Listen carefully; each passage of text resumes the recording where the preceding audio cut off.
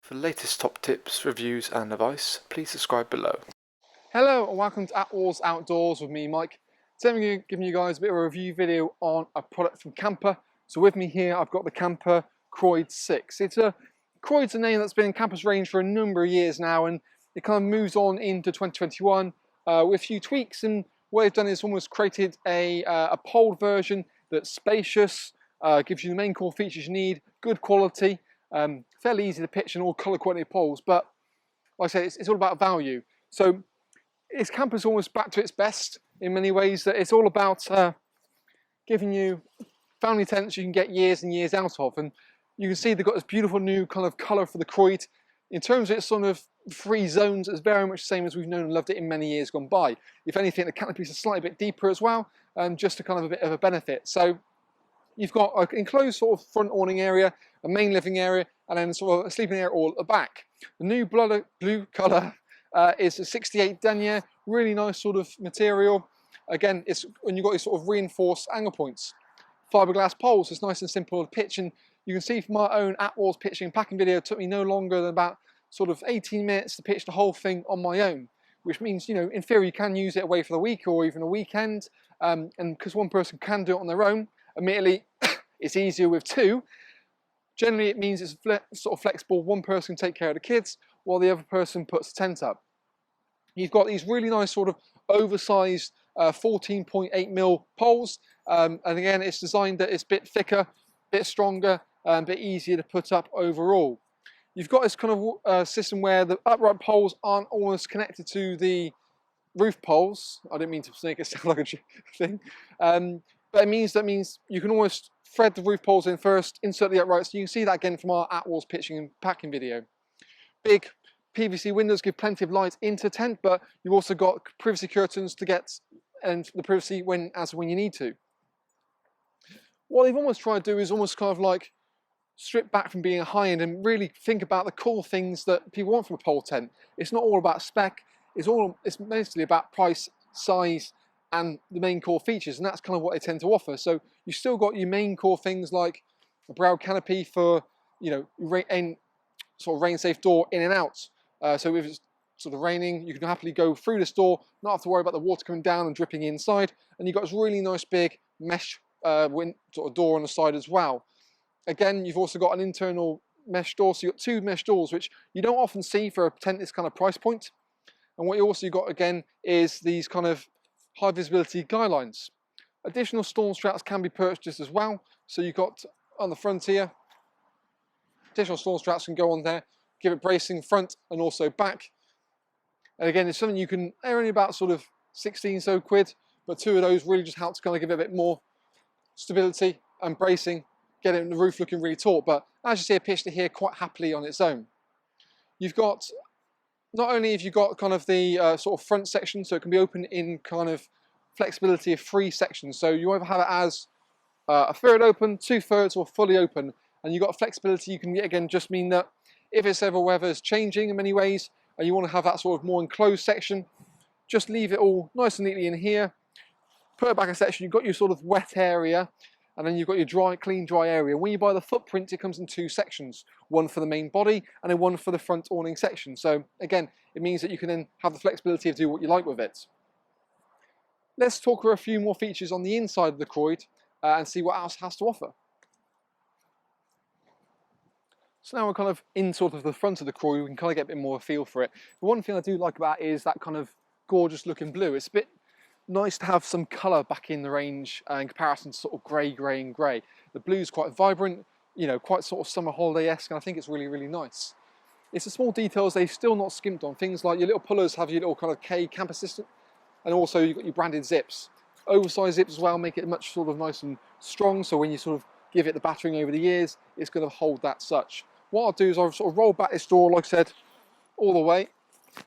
You've even got a little kind of retaining clip as well, just to make sure you take the weight off the actual zip when it's sort of done and dusted. So we'll undo that, undo that.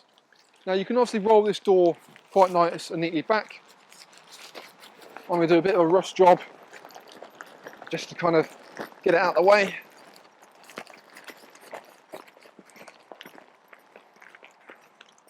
So not the best, but it works. So you've got these little toggle points again, where if you've got an adjuster on them as well, so you can kind of, if you've got too much, which they want you to really have, you can then slide it on, keep that all nice and clamped, and you can see it kind of opens up sort of the area, so you've almost got a complete sort of roof and sides away from sort of the wind and the rain. It means you have cooking units quite happily here, or if you want to use this sort of wet storage area, take your boots, your shoes, your bikes, you can store them in here, but close it off when the weather does turn. And again, sort of the depth in here is really quite impressive. I don't know many tents this sort of size have that sheer amount of depth. Into the main sort of living area now, the divisional door between the section, you've got this beautiful big window, well, door I should say, and also it's fully mesh. So it's not many tents again which you find at this sort of price point where you have a front mesh and a side mesh. Normally that is a bit more of a premium. So what in many ways kind of, I wouldn't say basic, but what they've gone back to in the core features, you suddenly gain these extra features that you normally wouldn't see in this kind of price point. So if we open up the tent now, you've almost got the first barrier. So again, when you're playing cards, things like at night time and it's quite warm, you have that mesh open, you have the light on inside, I haven't got to worry about the bugs coming in and joining the party. The door section into the main living area, it sort of flaps up and flaps down. A benefit of this means you haven't got a trip hazard into the main bit. You can put happily things like push chairs, prams into here, wheelchairs if you will as well. And it means that you haven't got kids flying through the air or drunken adults. And again, when you want to seal it up, what you can then do is just sort of unpeg it, flip that up, and then it toggles in the corners just to kind of keep it nice and taut. You're not giving that to me now, are you? As we kind of go into the main living area, you've got a really reasonable sized area, happily for a table and chairs. And a bit of extra space in here. So what you can do is, you know, almost designate, because the door's sort of centralised, have sort of maybe a larder or furniture in that section, do the same for the other side. And because you've got sort of the door on this right hand side and then a blank panel on this hand side, I think this works better for having sort of tables as well. Having like a chair or sofa, just really, it works better in that ways.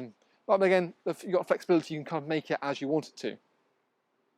Overall sizes are really well, and if you want more information on sizing, you always check the link below. Our website will take you straight through, and it has all the dimensions on there, as well as pack sizes and weights and that sort of thing.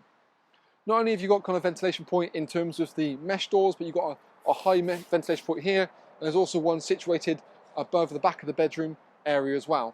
You've got key things like hanging point for a lantern. There's little Velcro tabs leading down to a cable entry point on the left-hand side. As we talked about, we've got crystal clear PVC windows, and the fact that you can actually have it sort of halfway, so they toggle up into position.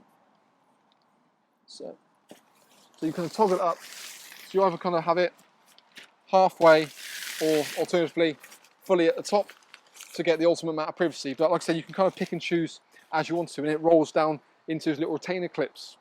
The bedroom scenario, because it's sort of a 6-berth, it's designed to be kind of a 2, 2 and 2, but you've got kind of these little dividers which toggle in and out. So again, you can have the flexibility of having it as almost as a 4 and a 2, 2 and a 4, however you want to go for it. Again, you've got this kind of almost like sleep tight kind of bedroom size. It's dark and inner, hopefully means that you get a better night's sleep. And again, you've got almost like slightly a lighter panel towards the back, just to help with that sort of circulation of air. You still got key things like storage pockets built into the inner and the bottom. So down here you can have put keys and torches and that sort of stuff, or phones, so you know where they are in the middle of the night, not having to worry about it. And you've got some on either side. So again, for me, I'd probably see this being more of a, I don't know, you could probably make that the master bedroom, because you can sort of almost push the sides out a little bit and then use the kids either side. You've even got a storage pocket located at the back. One thing to bear in mind is you've got about a 130 bedroom for each section, so it gives you plenty of space. Often you find 6 berths of, say, well, they're not true 6 berths, they're maybe a 120, so it's a much narrower width, but a 130 means you can actually fit sort of air beds and things in. But let's pick the camera up now, have a little bit of a wander around to kind of get a bit more of a feel about the Croyde. Like I said, for me, the first thing I notice obviously is that depth for the canopy. That is a sheer amount of depth that you've got plenty of room for storage happily. When we go into sort of the main living area, again, decent sort of size. You've got the mesh door on that right hand side, the left hand side there as you see it, and the darkened bedrooms. Your hanging point for lanterns located right in the centre of the tent, so you can directly down. And again, you've got a blank panel on the one side, which kind of gives you almost like a bit of dead end. and then windows, but you can still get a good sort of vision around the campsite quite happily. And again, your rain safe canopy door is located there, so you can walk in and out of here wherever the weather turns. Darker bedrooms we talked about, there's pockets on each of the sections, and then toggle dividers between the section as well. And colour coordinated bedrooms as well, just to help make things a bit easier when leaving it in. Personally, I would always leave it in, but if you're taking it out, you can re-put it back in quite happily. As we kind of come outside and walk around the tent, I think for me the colour sort of really helps to pop. Like I said, it's nice to see something different rather than sort of the greys of everything else. And you've got things like colour coordinated poles. So for example, you've got little grey tabs located here, and then there's also essentially grey on the whole pole, whereas the back pole itself has a little blue tab located down the bottom, and then you've got a little blue tab again on the actual fly sheet, so it indicates itself what needs to go where. Like I said, additionally you've got those kind of buckle straps which you buy in addition if you want to give it an extra bit of strength, and again you buy them as pairs, so 2 pairs would pretty much sort you out. But you've got a big vent at the back as well, so that's going to help with the airflow, and an easy pegging system at the bottom where you've got, it gives it colour coordinated, so you just basically peg out the webbing straps first, so you've got literally front, well back I should say, and then front as well. But as you can see from our pitching and packing video, you know, it's quite simple to do. Really nice idea, and I've got those oversized poles as well, like we talked about earlier, just for that additional strength. If you need any more information, of course, like I said, check in the link below the video, take you straight through to our website where we've got all the information at a touch of a button, where we've got pack sizes, weights, floor diagrams, package deals that we're currently offering as well, and also, of course, the up-to-date price we've got on the actual tent itself. But let us know what you think as well, whether you like it, whether you don't, other things you'd like to see campers do. It's always interesting to hear people's opinion, but that's kind of our little video review on the Kampa Croyde 6 for the 2021 season and going forward.